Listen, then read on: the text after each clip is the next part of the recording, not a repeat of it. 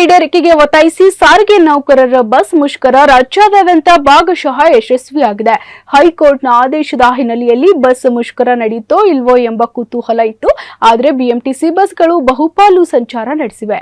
ಆದರೆ KSRTC bus ಸಂಚಾರ ಬಹುತೇಕ ಸ್ಥಗಿತಗೊಂಡಿದ್ವು. ವಿವಿಧ ಬೇಡಿಕೆಗಳ ಈಡೇರಿಕೆಗೆ ಒತ್ತಾಯಿಸಿ ಸಾರಿಗೆ ನೌಕರರು ಮುಷ್ಕರ ನಡೆಸ್ತಾ ಇದ್ರು. ಬಸ್ ಮುಷ್ಕರ ರಾಜ್ಯಾದ್ಯಂತ ಭಾಗಶಃ ಯಶಸ್ವಿಯಾಗಿದೆ. ಹೈಕೋರ್ಟ್ ಆದೇಶದ ಹಿನ್ನೆಲೆಯಲ್ಲಿ ಬಸ್ ಮುಷ್ಕರ ನಡೆಯುತ್ತೋ ಇಲ್ಲೋ ಎಂಬ ಕುತೂಹಲ ಇತ್ತು. ಆದರೆ ಬಿಎಂಟಿಸಿ ಬಸ್ಗಳು ಬಹುಪಾಲು ಸಂಚಾರ ನಡೆಸಿವೆ.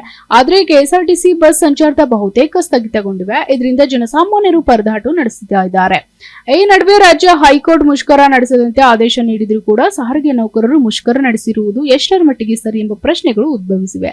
ಅಲ್ಲದೆ ಇದರ ಪರಿಣಾಮ ಏನು ಎಂಬುದು ಕುತೂಹಲಕ್ಕೆ ಕಾರಣವಾಗಿದೆ. ಹೈಕೋರ್ಟ್ ಆದೇಶ ಏನಿದೆ ಅಂತ ನೋಡೋದಾದ್ರೆ, ಬೇಡಿಕೆಗಳು ಈಡೇರಿಕೆಗೆ ಒತ್ತಾಯಿಸಿ ಸಾರಿಗೆ ನೌಕರರು ಮುಷ್ಕರ ಕರೆ ಕೊಟ್ಟ ಹಿನ್ನೆಲೆಯಲ್ಲಿ ಹೈಕೋರ್ಟ್ ಮಹತ್ವದ ನಿರ್ದೇಶನ ನೀಡಿತ್ತು. ಜನರಿಗೆ ಆಗುವ ಅನಾನುಕೂಲವನ್ನ ತಪ್ಪಿಸುವ ನಿಟ್ಟಿನಲ್ಲಿ ಕೋರ್ಟ್ ಈ ಆದೇಶವನ್ನ ನೀಡಿತ್ತು. ಹೈಕೋರ್ಟ್ ಆದೇಶದಲ್ಲಿ ಮುಷ್ಕರ ನಡೆಸದಂತೆ ನಿರ್ದೇಶನ ನೀಡಿತು. ಆದರೆ ಹೈಕೋರ್ಟ್ ಆದೇಶ ನಮ್ಮ ಕೈ ಸೇರಿಲ್ಲ ಎಂದು ಕೆಎಸ್ಆರ್ಟಿಸಿ ಸ್ಟಾಫ್ ಮತ್ತು ವರ್ಕರ್ಸ್ ಫೆಡರೇಷನ್ ಅಧ್ಯಕ್ಷ ಎಚ್.ವಿ. ಅನಂತ ಸುಬ್ಬರಾವ್ ಹೇಳಿಕೊಂಡಿದ್ರು.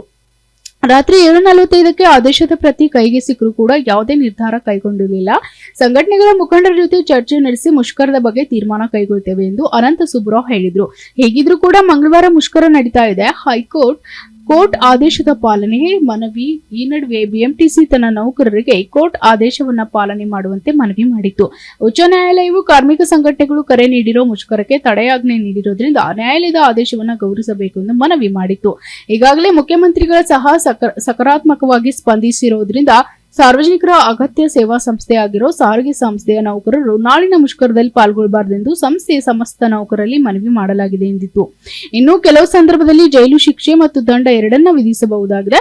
ಒಂದು ವೇಳೆ ನ್ಯಾಯಾಲಯದ ಆದೇಶ ಉಲ್ಲಂಘನೆ ಮಾಡಿದ ವ್ಯಕ್ತಿ ಬೇಷರತ್ ಕ್ಷಮೆ ಯಾಚನೆ ಸಲ್ಲಿಸಿದ್ರೆ ಕೋರ್ಟ್ ಆ ಕ್ಷಮೆಯನ್ನ ಒಪ್ಪಿಕೊಳ್ಳಬಹುದು. ಇಂತಹ ಸಂದರ್ಭದಲ್ಲಿ ಶಿಕ್ಷೆಯನ್ನ ರದ್ದುಗೊಳಿಸಬಹುದು. ಆದರೆ ಉಲ್ಲಂಘನೆಯ ಸ್ವರೂಪ ಗಂಭೀರವಾಗಿದ್ದಲ್ಲಿ ಕ್ಷಮೆಯನ್ನ ಕೋರ್ಟ್ ನಿರಾಕರಣೆ ಮಾಡಬಹುದಾಗಿದೆ. Bureau report, SSV news, Bengaluru.